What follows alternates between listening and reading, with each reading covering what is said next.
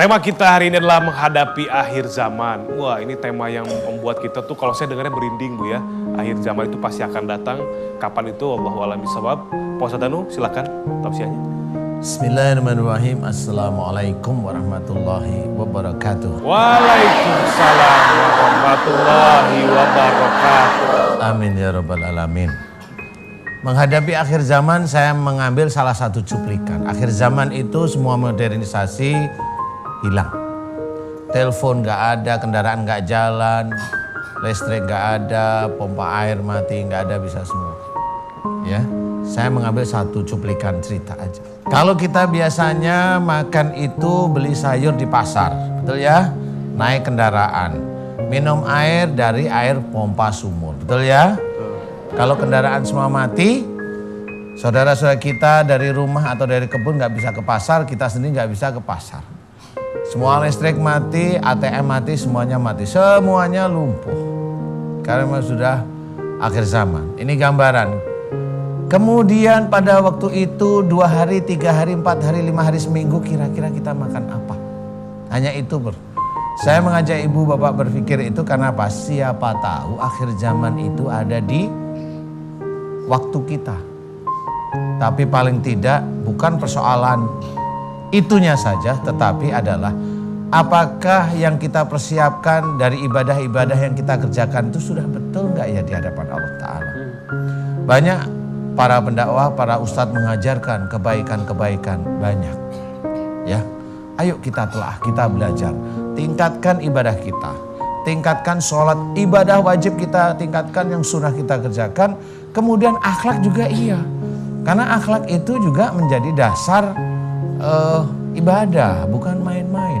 Dari sinilah kalau umpamanya akhir zaman itu ada di umur kita, umpama nih kita nggak siap ibadahnya, nggak siap, kocar kacir semua kita kerjakan, kemusyrikan kita kerjakan, belum taubat sama Allah Ta'ala, akhir zaman turun, nggak bisa ngapa-ngapain. Ini yang harus kita ketahui, ini sudah tertulis dalam hadis Nabi. Kenapa listrik ini mati semua, insya Allah nanti Allah akan menurunkan seperti meteor. Kemudian benda-benda angkasa itu turun ke bumi yang bermedan magnet. Dan di mana bermedan magnet itu semuanya turun dan semua listrik, kumparan dan sebagainya itu macet.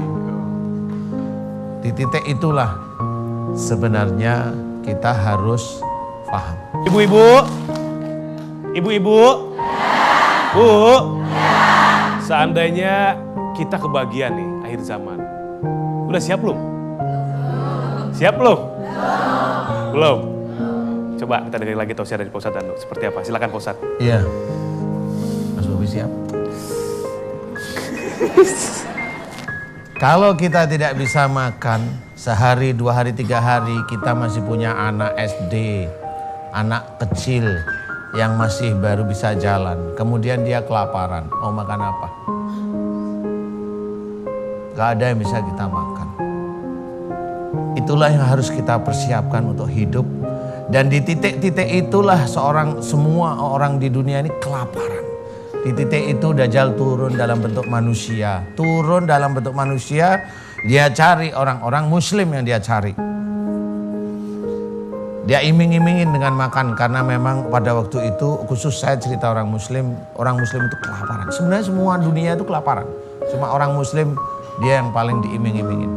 Karena orang-orang muslim itu akan diajak untuk murtad.